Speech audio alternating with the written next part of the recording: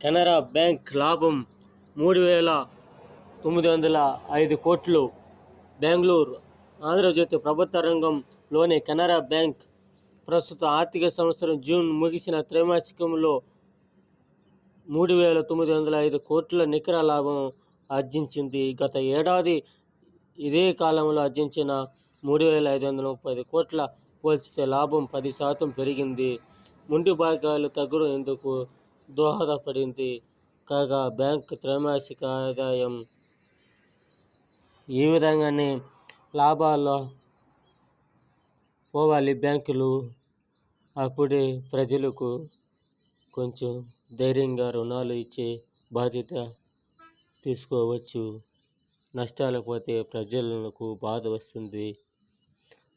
లాభాలు. ఆ లక్ష్మీదేవి కరుణ కటాక్షాలతో